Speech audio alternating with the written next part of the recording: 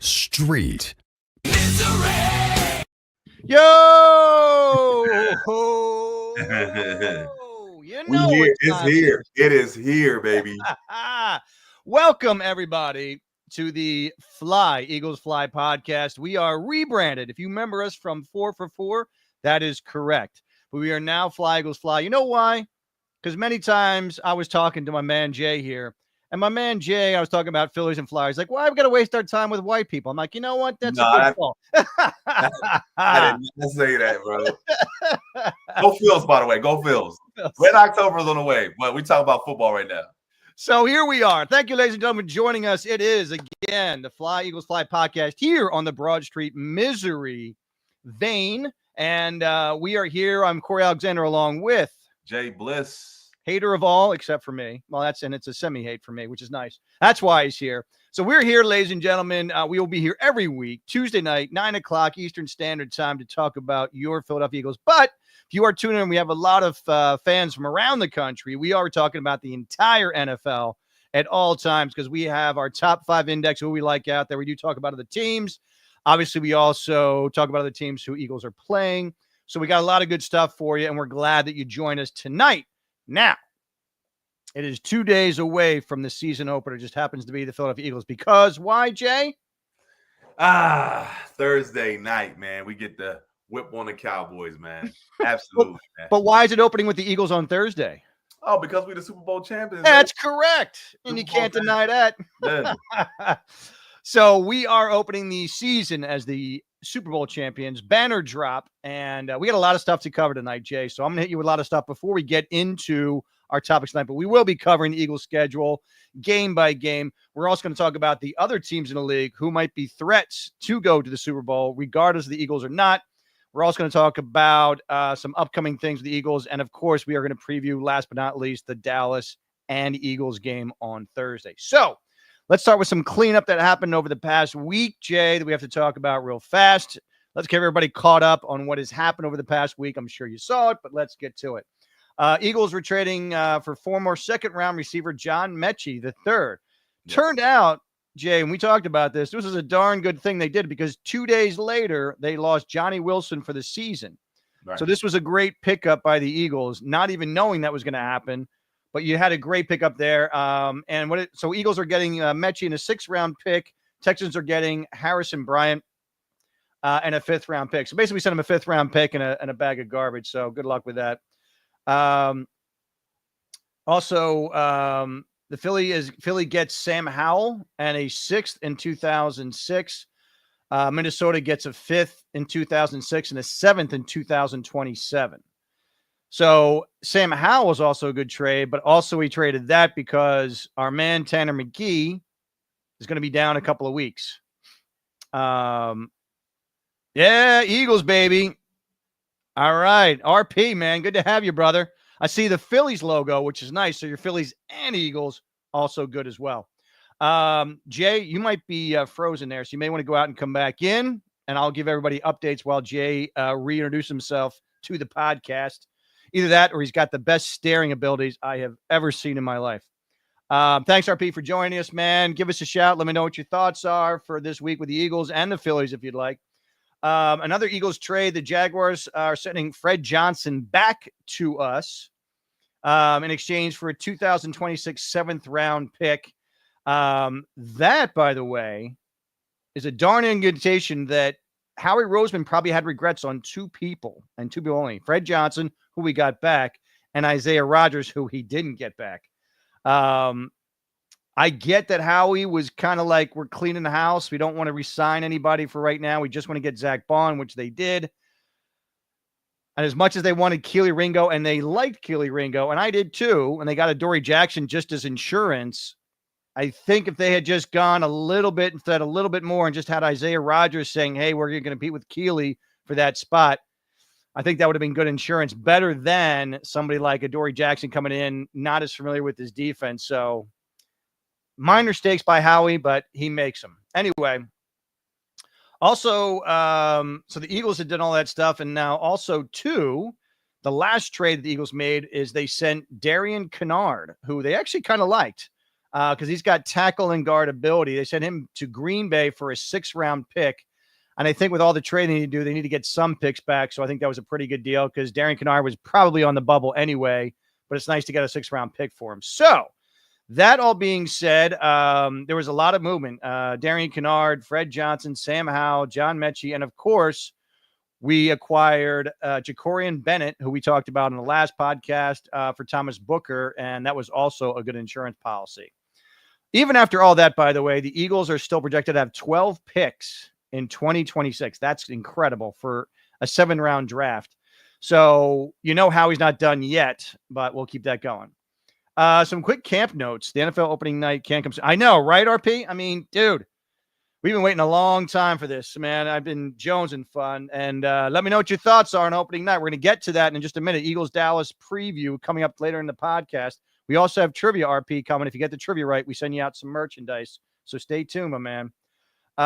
Some quick camp notes just to wrap up camp and all of the offseason. Eli Ricks really kind of came on at the end of camp, but he got cut and now is on the practice squad. And then he got cut again. I believe he's back. But interesting that he really kind of played pretty well at the end of camp and still doesn't seem to have any kind of lock on staying with that cornerback situation. It's kind of weird. Dotson and Hurts. This is the big one now. I'm looking forward to this season. Dotson and Hurts really had to have a good chemistry during camp. I think Dotson came in last minute last year, and I just think he just wasn't really familiar with the slot and how it was run. I think he wasn't familiar with the offense. I think it took him a while to get kind of comfortable. You can tell throughout the year, Hurts just didn't trust him enough to throw him often enough. I think you're going to see a difference this year. I think Dotson has a good year. Here's another little quick thing we get to the season here. A couple of things. Howie was on a couple of podcasts, and I thought this was really interesting. He talked about the trade for A.J. Brown, and here's what came up. So he called the Titans. So apparently Howie got wind. A couple of people got the wind that the Titans were really in a tough spot financially. What nobody else knew at the time, too, is the Titans were also a little leery of A.J. Brown's knees. He was not practicing every week. He was taking like every other week off. And so between his knees and the money that Brown wanted, the Titans were kind of like, we'd rather trade him. Howie got wind of this. Now, the Eagles weren't bad financially because they had Hurts at that time when they traded for A.J. on a rookie contract. So Hurts was on a rookie contract. So Howie knew he could trade now and pay the money now and get A.J. Brown. So Howie called John Robinson, the GM of the Titans, and they had everything agreed to in terms of giving the Titans a 1 and a 3 on the morning of the draft. That's when it got done, but not officially. But what happened was the Eagles wanted to call A.J. Brown, and what they wanted to do was make sure that the terms financially were good. Well, their agent and the Eagles could not agree on a contract. This was going on all day. So they still were not able to complete that trade until they said, Howie's like, we're not completing the trade until we are sure that the contract is done. If it's not, we're not making the trade. The first round starts. They're doing this all day and they still can't agree. The first round starts and Howie calls the GM and says, I'm only going to do this trade if the contract works out. Otherwise, we just can't do this deal. So even if the Titans lower their demands, they're still not doing the deal. So meanwhile, he and Lurie and maybe one other person knew about this whole thing because what he didn't want to have is get out is that they were sending out this feeler for A.J. Brown and then it doesn't happen. Howie didn't want to look bad. So he has squashed this whole thing. It's only him, Lurie, and one other person that know about that this is going on. So here's the thing. The Eagles move up and get Jordan Davis, and they take that pick. Then, meanwhile, the contract is still not done. So they take Jordan Davis. The contract is still not done. Then the Baltimore Ravens go. The Titans GM is like, what the hell's going on? Either we got to know if we're taking this pick or not. Finally, at the last minute, the agent agrees to the contract. So they quickly get it done. So literally a pick before the Titans or the Eagles supposed to pick, that's when they get it done. I thought that was crazy good. Here's another one real fast on the podcast route. So Darren Sproles was on the D-Jack and McCoy podcast. He talked about the year after the Super Bowl because D-Jack and McCoy are talking about, you think the Eagles can do it again? What do you think? And so this is what Sproles' take was. apparently, like he talked about the year of the Super Bowl, it was Carson Wentz who didn't want to run the same offense that won the Eagles a Super Bowl, which is crazy. That's how bad Carson's ego got. Is that basically, he said, I don't know 100% for sure, but he said, I got word that Carson Wentz went to Doug and said, I don't want to run that same offense. He wants, I want to run something different. And Sproles is guessing that because his ego was like, I don't want to run what, Foles did because Foles wanted, I want to be known for my own thing. So he made Doug Peterson completely change the offense for him. And he didn't want Foles. He didn't want like the way that Foles did. So when the coaching staff didn't change enough for him over 2018, 2019, and 2020, over 3 years, they didn't change it enough for him. He said, Sproles said he stopped listening to the coaches. He completely stopped listening. So he was doing his own thing for like 3 years. Like Doug would send in a play and immediately Carson would like audible out of it. And this was going on for like 3 years. So there was tension building up for a longer time than we knew between Doug and Carson. So when Carson said it was untenable that he wanted to be traded, especially after Hurts usurped him in 2020, this had been going on for years, which I didn't know. So they would try and also coach Wentz in training camp. And then the most frustrating thing is that the normal checkdowns that would go to like running backs, like Sproles or someone, would never happen. His checkdown was always to Zach Ertz. And Sproles stopped short of saying it was like a racial thing, but it seemed to imply like, why wouldn't you throw to, and he said, not just me, but other running backs, like, why would you throw these running backs who are so good, who can get you 5-10 yards versus throwing to Zach Ertz, which is like at 7 yards and he falls down. It's like it didn't make any sense to him. So I thought that was an interesting take too. But that was a good couple of podcasts that was really interesting. So I just thought I'd give you some insight on that. Anyway, so that's pretty much it for camp notes. Here's the 53-man roster also too. I thought the biggest cuts, there weren't really some big cuts. I mean, maybe Patrick Johnson. They did cut the long snapper. They brought him back, which was, I don't know what the hell that was about. That was really weird.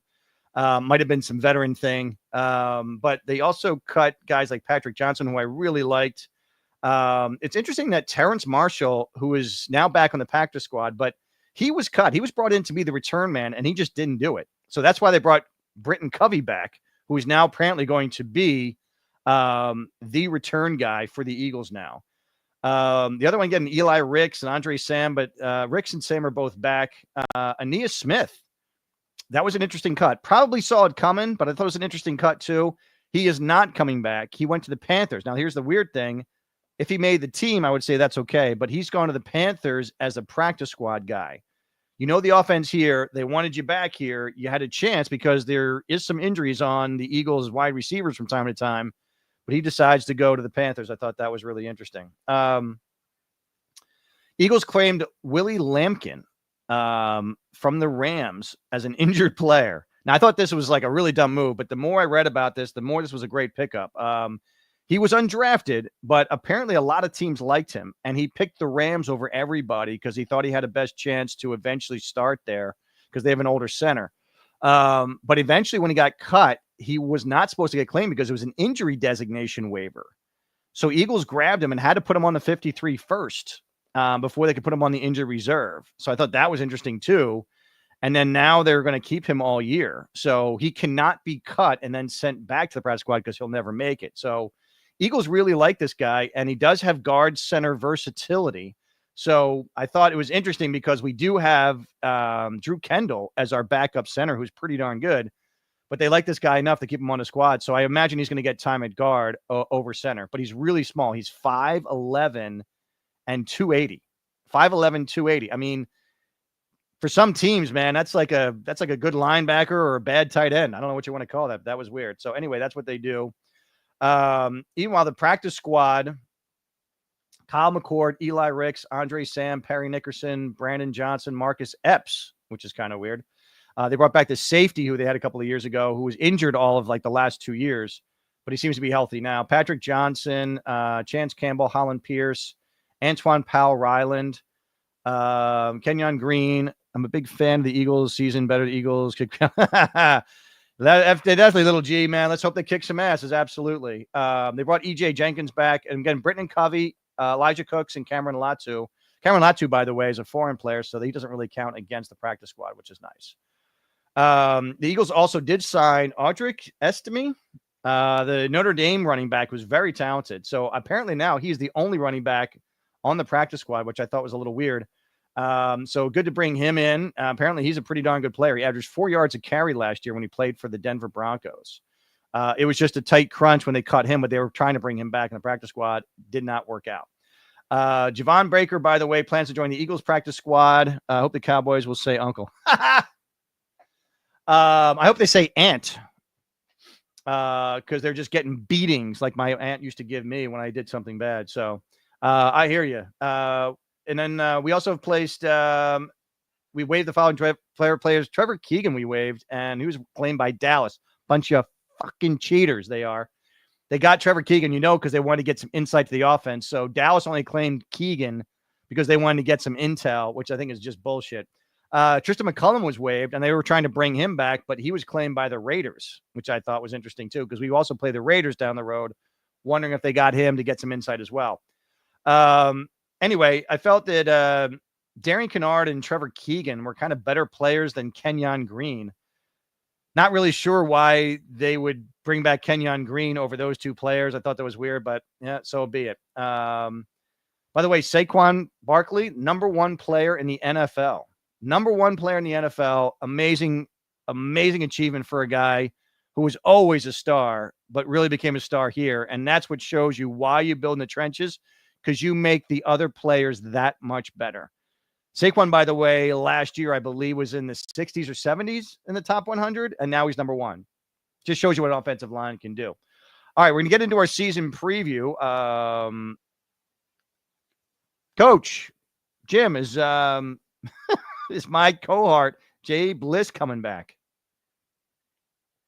I have not seen anything, and I know that Jay has some good stuff, some insight. So I'm going to just make it a call just to make sure Jay is coming back. I don't know what happened. I hope his power didn't go out. So I might just call him here. And let's see if we can do this remotely with him. Yo. Hey, do I have to do it this way? My internet is out. Out. What's going on? All right. So, hey, guys, can you hear Jay? Jim, can you hear Jay from here? A little low. All right, hold on a sec. Let me see if I can. All right. I'm going to put it down here. All right. So, Jay, talk a little loud and see if everybody can hear him now. Check 1, 2. Can you hear me? All right. How's that, Jim? There we go. All right. Good enough. All right. So, Jay, you're just going to talk into that. We'll do it this way. I give all the background of the camp notes, certain things, trades, blah, blah, blah. We're done all of that. Let's get into our season preview. Now, you got it in front of you, so I'm going to leave you in charge of this because you got your computer now. But let's go through the Philadelphia Eagles schedule, and I want to get from you first dibs on each one of those games. So we're going to talk about the Dallas game already, so let's skip that one. And let's get into the next game. We're going to talk about the Chiefs. So we're going to go game by game. We're going to skip over the Dallas because that'll be our last one.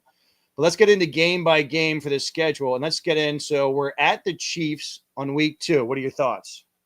I think we lose that game. Okay. Yeah. I think we lose that game because Kansas City took that personally on how they got embarrassed in the Super Bowl.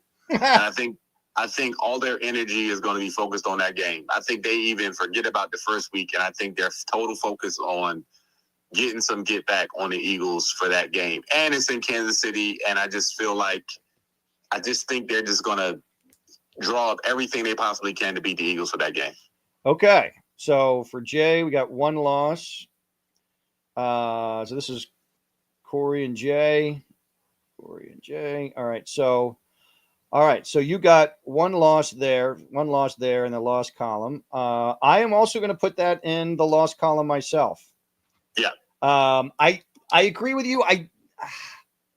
I just think with Andy Reid and all this stuff, I think they kind of pull it out, and Eagles are going to be so exhausted from that. But here's the thing. They do have like a week and a half to prep for this game.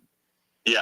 So I'm putting it as an L, but I secretly believe we could win that game, and we might win that game just because we have that extended period off between those times. We got a chance to get healthy. We got a chance to get better. We got a chance to scheme up. I mean, that's enough time for anybody to do it. And usually that's kind of a bye week. Usually Sirianni's just like Reed. He's pretty good with the bye week. So we'll go put it a loss, but sneakily we might believe that they could win. All right, then we get the Rams at home. Yes. Now, you tell me what you believe there. That's a win for us. That's a win for you. Okay. Yes. Now, here's the thing. I'm going to put in a win for us too, but only because I believe Stafford is a little banged up. That's not the only reason. What else you got? Because their defense is very strong. Yeah, but they showed me nothing last year. I mean, Saquon owned them last year.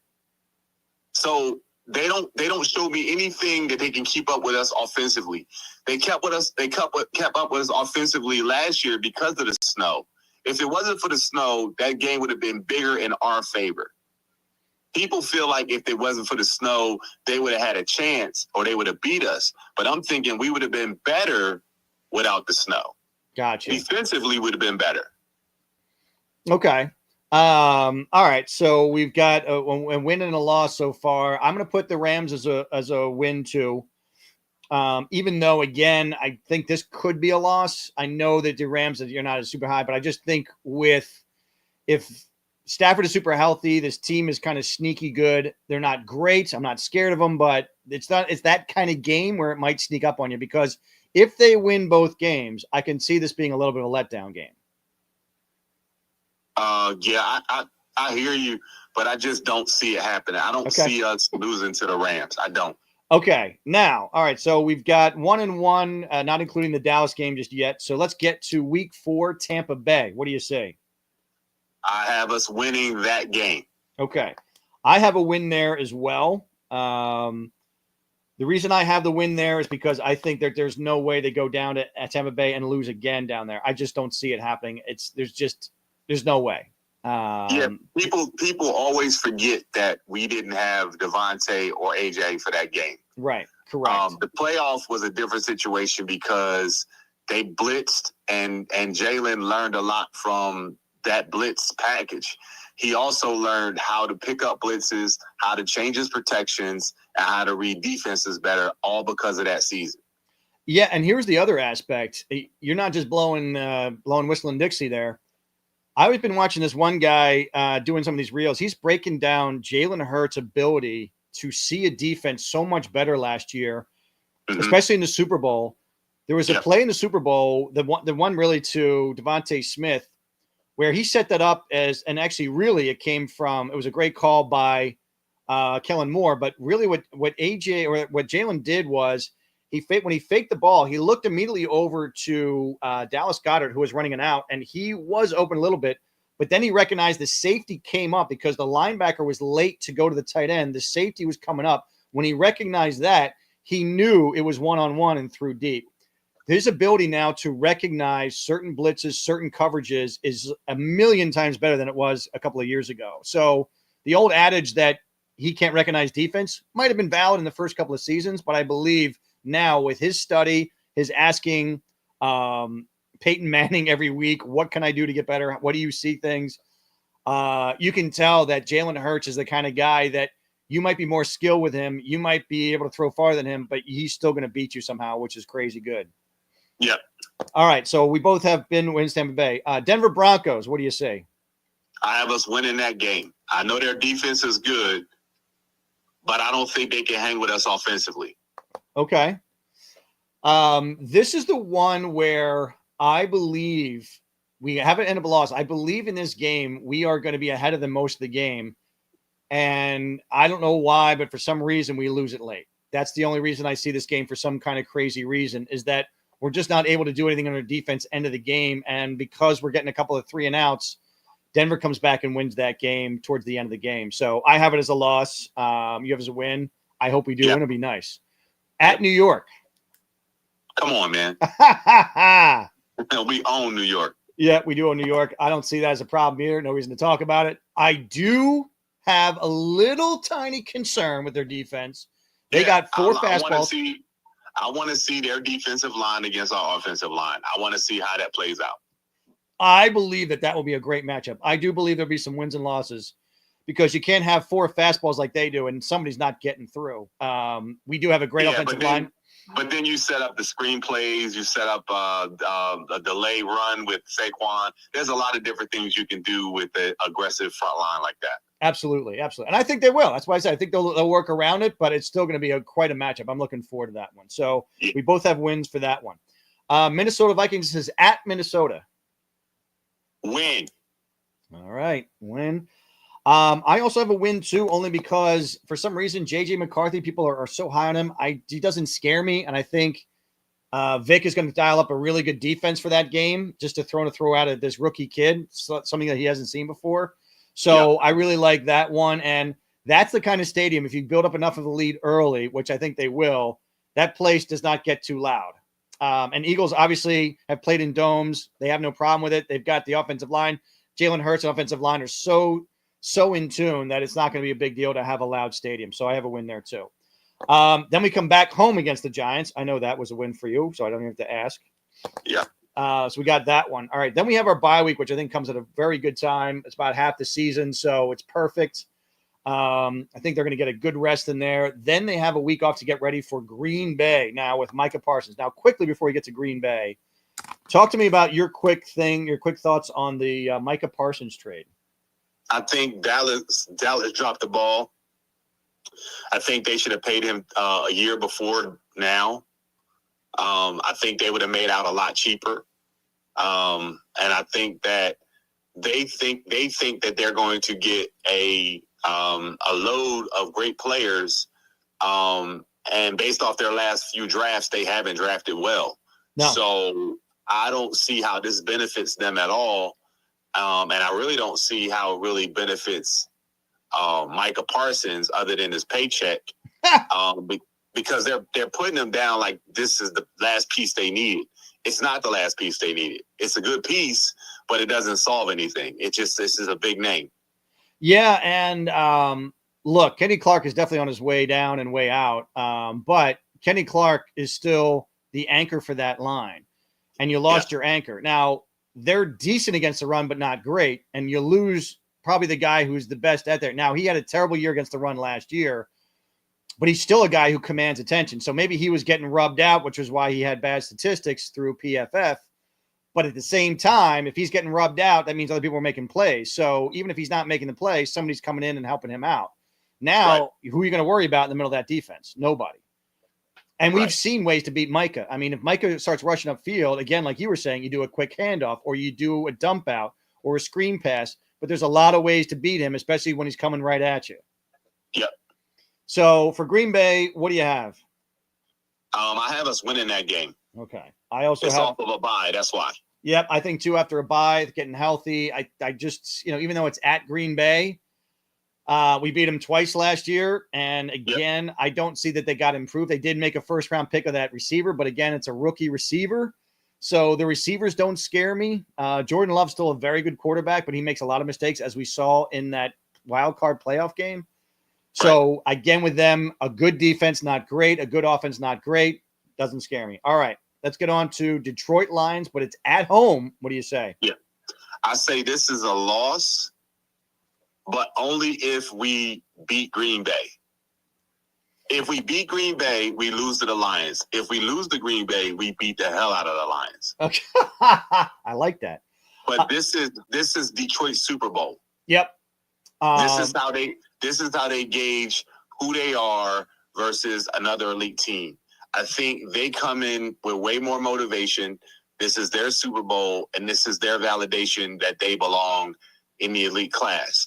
And for us, although it's a home game and we might lose it, it doesn't end our season. It's just, okay, this is a team we got to look at. But I think they come in way more motivated than we are based off all the wins we'll have before playing them. Yeah, I have this as a loss as well, only because, again, this is another one I see like Denver, where I think we're going punch for punch with the Lions. They don't scare me, but they've got a good, solid roster. I mean, they have, with us, they've got and Ravens and the Bills. I think those 4 teams just have stacked rosters. And when that happens, whether it's home or away, I think if this was up in Detroit, it would probably most likely a loss. But I have it like a 51% loss. I don't have it as a definite loss, but I just feel like with this, it is going to be a loss only because I believe it's going to be punch for punch and at the very end that they lose.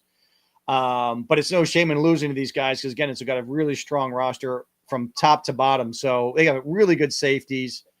They did lose a good corner, but I still think with this defense, even without the coordinators, it's going to be a tough battle. So I have his loss as well. Yeah. At Dallas Cowboys. Sweet. Me too. I don't see anything with Dallas, scaring me at all, especially without Micah now. I just don't see them defensively stopping us at any time. Yeah. All right, let's get to week 13. And this is an interesting one. This is on a short week because we're at Dallas. We got to come home on Friday to the Bears. This is the Black Friday. No offense. This is the Black Friday Chicago Bears game. Give me your thoughts there. We win that one. They don't have enough on the defense end to stop us. They don't. Okay. They don't. They don't have enough. I have this as a win, but here's the other one. If let's say we beat Kansas City, I know there's going to be another loss somewhere else. This would be my surprise loss. So as like you were saying, if we like sweep Green Bay and Detroit, some crazy reason, this is where I would see a loss at home to the Bears, only because we're playing the Bears at home. I would see something like they would be overconfident. They just beat Dallas. They just had an exhausting week, and for some reason, they just flubbed this one. Yeah, so it's possible, but I mean, there is going to be a surprise loss somewhere, but I can't see it being Chicago. I just can't. I know. Well, the only thing is they have a couple of really good wide receivers. They got a pretty stout defense. Again, neither are great, but they're very good. And they're kind of the surprise team. So, again, it would just, to me, like this would be my surprise loss if we were to have other wins where I didn't expect them. Right. All right. So we still have them both as a win. But we have asterisk Nestrom. Okay.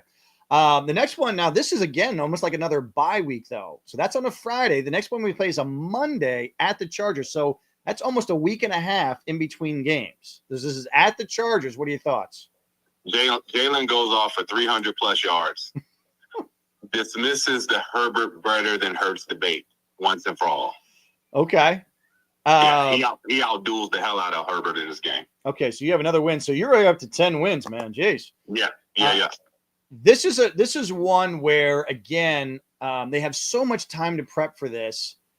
And the Chargers defense, again, solid but not great. And Herbert is great. I mean, he's one of my faves. But their running back situation is still kind of okay. Harbaugh is good, but he might be a little overrated. So I'm going to put this as a win.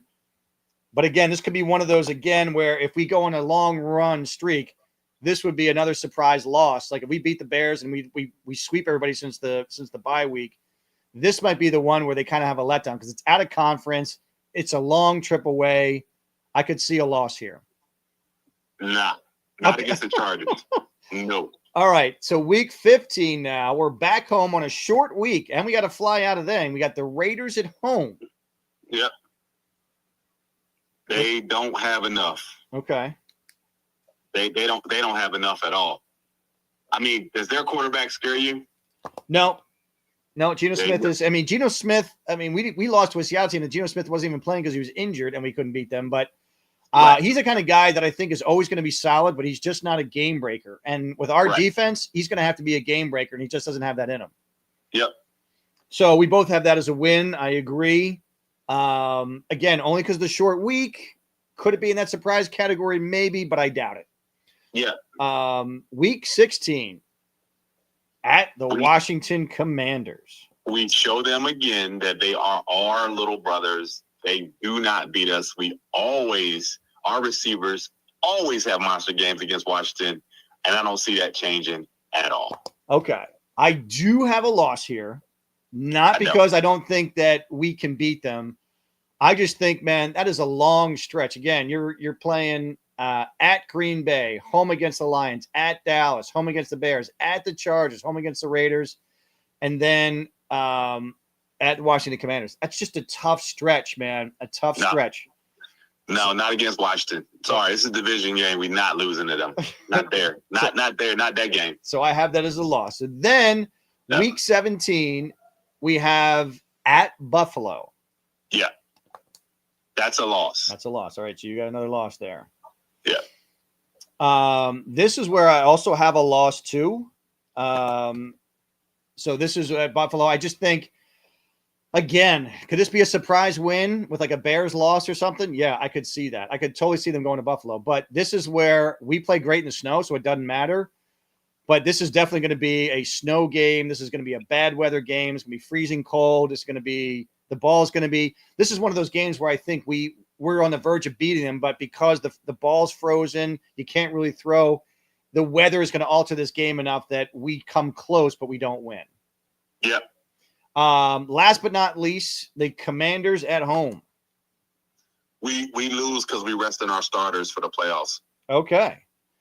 I have this as a win, even with resting the starters. So you have let me get this right. So 12. So you have 12 wins and 4 losses at the moment. Mm-hmm. I have 11 wins and 5 losses at the moment. Okay. So now we're at the last thing. So let's now roll back to our preview, because now we're heading towards the top of the hour. Give me your full thoughts on Dallas versus Eagles on Thursday, and get more into it first before you give your final thing. What do you see as far as offense and defense? Anybody scare you? Anybody make you nervous? No, I think because they don't have a run game, I think that Dak is forced to throw the ball way more than he needs to. And if Dak is throwing the ball 40-plus times, there's no reason why we don't win this game, because he's playing right into what we want him to do, which is throw the ball. Right. I see Dallas with, some kind of things. I mean, again, without Micah, the pass rush is definitely lessened. I don't think they're going to get a great rush on us. You still have Deron Bland and Diggs out there, so you still have 2 good corners, which is good. I think this is a game where Dotson needs to show out. Goddard needs to show out. I think if those guys really pick up the game, I don't think it's even close. But that would be on the offensive defensive side. As far as the other side, I agree. They have really no running game whatsoever. I think with the way that we play, I think Jordan Davis is in better shape. I think Jalen Carter's a year smarter. Zach Bond's got this defense on a tight drum. I think Jihad Campbell is going to be the joker in this whole thing, where he could just mess things up. But I think this is where the Eagles are going to learn a little bit, though. So I still think that Dallas will probably score like 17, maybe even 20 points, just because we're still learning a little bit of defense, some of the young guys. But I believe our offense is going to score like over 35. I think the offense is just going to have a wonderful day, come and break out. Kevin P is going to have a great day as offensive coordinator. So I think it's going to be a great start for you. So I have him winning. So that's me at 12-5 and winning the division. So now with your Dallas, you have them winning. You're going to take them as 13-4. That's pretty big. Yeah. So we both talked about this. We both thought 12-13 could happen. Definitely not going to be up in the 14 or 15 category. If they get a 14 or 15 win season, if they don't win the Super Bowl with that, I don't know what to tell you, because that means they went through, and even if they had tough games, they still won them, which shows. Yeah, they win. I mean, here's the thing. If they get 14, 15 wins, there's no other schedule they can give us that's going to be difficult for the next 2 years. Like, honestly, this is the toughest schedule we're going to have in the next 2 years. Yep. So, I know 13 makes sense. 12 makes sense. 11 makes sense. Just based off the scheduling. I still think we win the NFC East, and I think we go into the playoffs, and we're going to be the team to beat, regardless of what our seed is. Okay. Let's get into now. So before we get into how far they're going to get into the playoffs, and if you what their seeding is going to be, give me your top 4 teams that would be a real threat to the Eagles. In the NFC? In the NFC, just in the NFC. I think threats to us is Detroit is a threat. I think that the Buccaneers are a threat. I think Green Bay is a threat. And I'm going to put Washington in there just because they were in the championship game last year, but I some of it is fool's gold to me because they had a lot of close games. So I'm going to have to see how they are by midseason and then kind of see what that next team is going to be, because there is going to be a surprise team in the NFC. And I don't know if it's going to come out the West. It could be the Rams. Who knows? You know what I mean? But I would put Washington over the Rams. But I know a lot of people are going to pick the Rams, but I just don't see it. I just don't. I mean, people are hyping them up, but Stafford doesn't scare me. He just doesn't. He's old, man. He doesn't scare me. Okay, that's all fair. Yeah. I agree with you on the Commanders. I still think just with the Commanders, they're going to take a step back this year, but they're still going to be a threat because you still got Jaden Daniels. You still got a pretty solid team, but they're the oldest team in the NFL. Right. To me, with the Washington Commanders, they're either going to have a very good year and be right behind us and on our heels and pushing us again, or they're going to be middle of the pack because either all of those veterans are going to play well enough, again, above their heads that they're chasing us, or those old guys finally succumb to injuries, bad plays. Again, the age finally gets them. I don't know if it's going to be this year or next year, but that age is coming for them at some point. Right. So that'll be interesting. So I still have them as kind of like, yes, they're a threat, but it's like it's so hard to gauge if they're going to take a step back or not. Obviously, the Lions, I think for sure, they just because of their roster, they're just a solid roster. Whether you have good coordinators or not, it's a solid roster. By default, they're going to win 10, 11 games. They might win 13 or 14, but it all depends on how those coordinators pick up from the other ones. I mean, it's tough to lose two of the best coordinators in the NFL and just pick up where you left off. We know it's not going to happen. So they're going to definitely take a step back. How far back is the question? Right. Yeah, I mean, nobody, NFC South, even with Tampa Bay, I don't know. There's just something. I like Tampa Bay-ish. I mean, Bucky Irving's good. And I know you got Baker Mayfield, but for some reason, Baker, even though he has a good year, I just don't know if he's the guy that can really take you through the playoffs. I just don't know. Yeah, I mean, I get it. I mean, and then I also had to remind a Buccaneers fan that they were one Atlanta collapse away from not winning that division. So it wasn't anything they did. Atlanta kind of gave them that division. Yeah. So that's the thing is that, I put Washington there and kind of mez. I definitely have Detroit. Like Detroit's really my number one. I'd probably say, and I know you'll disagree, I'm probably going to put the Rams in there as number 2 as the threat to the Eagles. Stafford is old, but he's a crafty guy. They came within inches of beating us in that game. And there's a reason for that because their defense was pretty good. It kept, I know they didn't have an answer for Saquon, but Saquon can't run for 100 yards, at every run. So against them they can. He can. So I think Rams are number 2 and number 3 for me. I know they're kind of a dark horse and they kind of got swept on the rug, but it's San Fran. San Fran still has a very good roster. They still have a very good defense, very good offense. I'm not a huge Brock Purdy guy, but he got him all the way one year, So this guy, this team is pretty solid. And I love Shanahan. I think he's just an outstanding coach. So I put them as number 3. And, if there had to be a 4, I guess I'd put the Bucs, but I really don't believe that they will do anything there. So there's really my top 3. And we'll go from there. So getting the Eagles, where do you see them if they win the division? Do you see them? What seed are they going to be if they win the division? I can put them at 2 or 3. Like, unless they get the 14 or 15 wins, then they'll be the number 1 seed. But because of their schedule, I can't see them being the number 1 seed. Yeah, it's the same with me. And I think, believe it or not, who I thought would be, but again, I don't think they're a huge threat. The team that could actually be default as number 1 team is the Buccaneers. They got a pretty easy schedule because they play the weakest division in all the NFC East. I mean, you could definitely get 2 wins off the Saints, Panthers, and the Falcons. Even though the Falcons are a good team, I think they're an up-and-coming team. Yeah. But I just think that the Tampa Bay could run that division, and then just because of that, they have to win just 4 or 5 more games to get up to 13 wins. So there you go. So I believe you're right. I think they're going to be like 2 or 3. I think they could probably sneak into 2, but if they're 3, I'm okay with that. As they go through the playoffs, do you see them back in the Super Bowl? The Bucs? No, the Eagles. Oh, yeah, definitely. I see them back in the Super Bowl. It's just, it's like they are battle tested. They know what they have to do in the playoffs. And I keep going back to that adage. We have Saquon. And it's like I said, they voted this man the number 1 player in the league. Every team has to scheme for him. And if you're scheming for him, it just leaves it open for AJ and Devontae and everybody else and Jalen. Yeah. So as long as we have Saquon back there, you have a fear and you have a defense that has to play a certain way. And if they put 8 in a box, it's a sweep.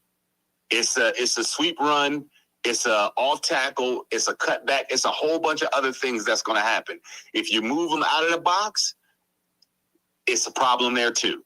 So it's too many weapons for you to have to. You have to have a top tier defense to even deal with us. Right. And there's not enough top tier defenses in the league. It will be in the first half of the season, but by the time you get to the second half of the season, we'd have figured everything out. Yeah, I mean, I think the Ravens and Denver, a couple of the top defenses are over in the AFC, and that's who could stop us as we get to the bowl. But I believe they're getting Super Bowl II. I really think they're going back. I think even if they're 2 or 3 seed, if they go play an away game, I don't think it's going to be a problem for them. Kansas City had to do it. They didn't get a number 1 seed every year anyway, and they still went to the Super Bowl. So I think you see the Eagles back there as well. And Rohan, I agree. I think there's going to be I think there's going to be back-to-back Super Bowl appearances. Rohan says we're going to be back-to-back title defense. I think you're right. I think they get back there. The only real threat I could see is if Bo Nix really puts it together for Denver, because they have a really solid running game. Obviously, you've got a great coach at Denver. Sean Payton is outstanding. They put it all together this year. It could be a tough team. Yeah. And then the other one would obviously be the Chiefs. I think they're getting a little old. I'm not scared of Kelsey anymore. Their defense is not as great. Chris Jones is getting older. So I think, just because of Mahomes, they're always going to be a threat. But I think I'd be more nervous about like Baltimore if they happen to break through. If Lamar Jackson can figure himself out, he would be a tough play in the Super Bowl. Yeah. So I think we both agree on getting back to the Super Bowl. I think it's all there. And since everybody's listening and wanting to, I think we got some requests here. I got to go back to this. Let's get to, and by the way, I think some of the challenges to the title. Here's my thoughts real fast. Obviously injuries is number one, always number one. So we gotta stay. Our injury last year, we were one of the least injured teams in all of NFL, which I always believe that's why you win a Super Bowl. Yeah. The defense gelling quickly with some of the new guys. Does Jahad Campbell, like the draft picks, does Campbell really grasp the defense? Makuba, does he stay healthy?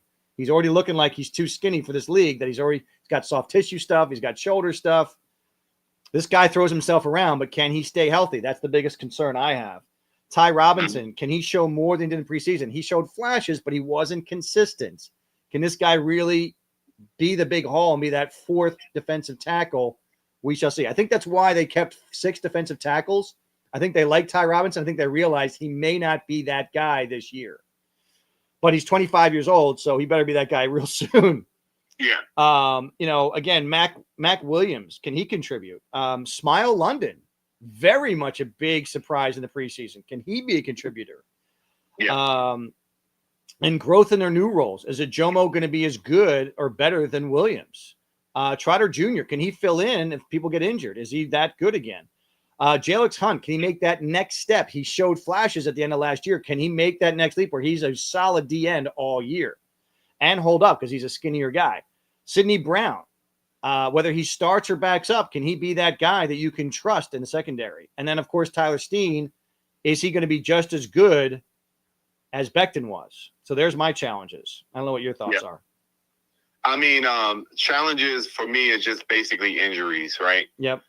Injuries, and then the second corner. Like, is the second corner going to step up and be the person that we need him to be? We already know what Quinyon can do. We know Quinyon's going to be on the best receiver every game, right? What does Cooper DeJean do with his second year? How does he step up? How does he make himself felt within the defense, right?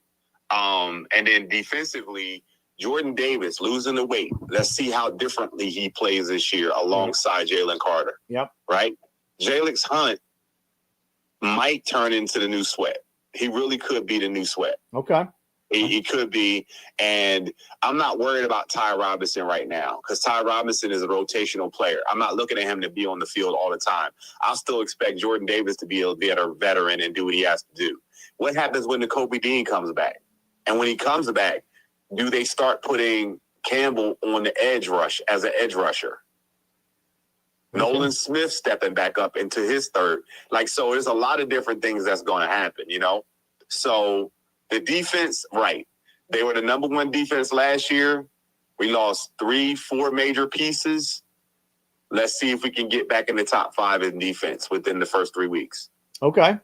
All right. Here's the quick, the trivia questions that we're going to get to. So I'm going to do one for overall NFL and one for the Eagles.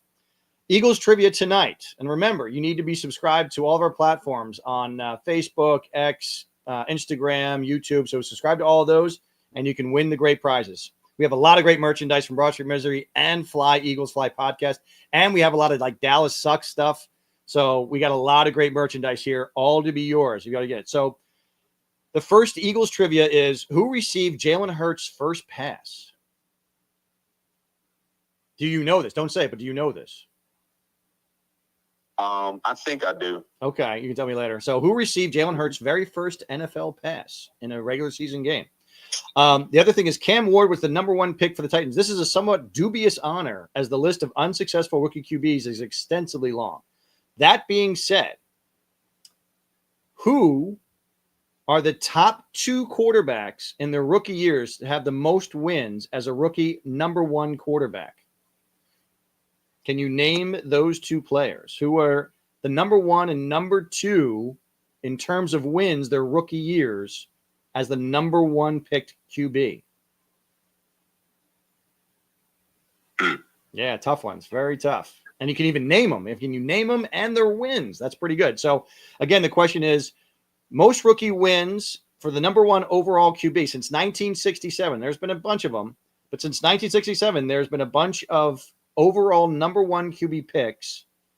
What were the top 2 wins and who were they for those quarterbacks picked? All right, send those things in to Facebook. Send them into our direct messenger, and our producer is going to get those. And then if you're the first person to get it in, you will receive our prizes. We'll ship you out hoodies, T-shirts, glasses, whatever you want to get. We'll get them out to you, and we'll get things growing. All right, we are at the top of the hour. We had a lot of stuff to cover today, Jay. Thank you for internet, your shitty internet. But we are all done here. Now, we will be back again every Tuesday, 9 p.m. You can catch us on Spotify. You can catch us on Apple Podcasts, X, Facebook, Instagram, and YouTube under the Fly Eagles Fly podcast and Broad Street Misery. Check us out. Subscribe. We want to hear from you. Ask questions. Stuff you want to hear. If you want to get something out of these shout outs, any birthdays, anniversaries, any Eagles moments that you have, Dallas Sucks, misery stuff. But we'll recap next week the Dallas game as well as preview the Chiefs game. All right. As always, we're here on Fly Eagles Fly podcast on the Broad Street Misery Index. I am Corey Alexander. You are J-Bliss. J-Bliss, who does not have internet down in North Click. And we'll be back again next week. Thank you all for coming in. Appreciate it. Watch the Eagles win huge over Dallas on Thursday. We'll see you next week. Fly, Eagles, fly, on the road to victory. Fly, Eagles, fly, score a touchdown. And I'm trying to